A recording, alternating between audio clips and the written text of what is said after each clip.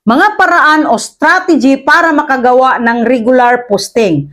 Alam mo ba kung bakit maraming gustong maging content creator pero kakaunti lang ang tumatagal? Hindi dahil sa talent, kundi dahil hindi sila consistent. Ngayon pag-uusapan natin ang isang tanong na palagi kong naririnig.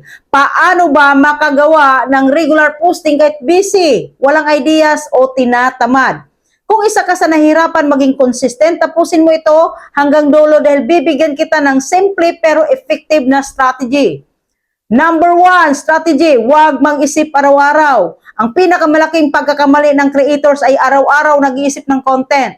Ang solusyon dyan ay gumawa ng content batching.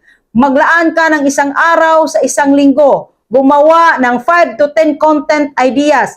I-record mo na sila lahat sa isang upuan. Isang pagod pero isang linggong content na yan.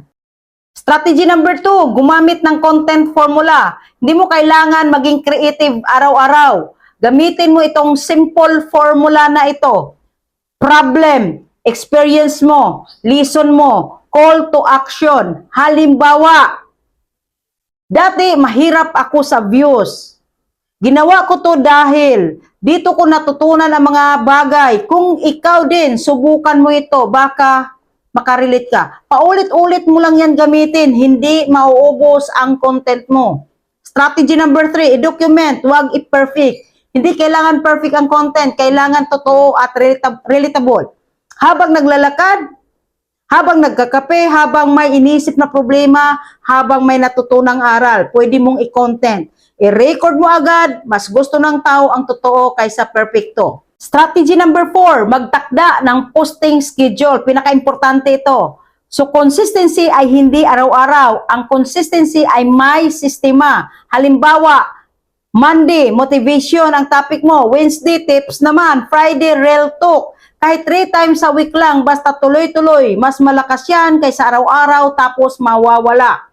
Strategy number 5, alalahanin kung bakit ka nagsimula. Kapag tinatamad ka, itanong mo sa sarili mo, para kanino ba itong content ko? Sino ang matutulungan ko kapag nagpo-post ako? Minsan isang video mo lang ang hinihintay ng isang taong muntik ng sumuko. Tandaan mo to, hindi motivation ang kailangan mo para mag-post. Disiplina ang kailangan mo. Kung gusto mong lumago ang page mo, gawin mong lifestyle ang posting, hindi lang kapag sinipag.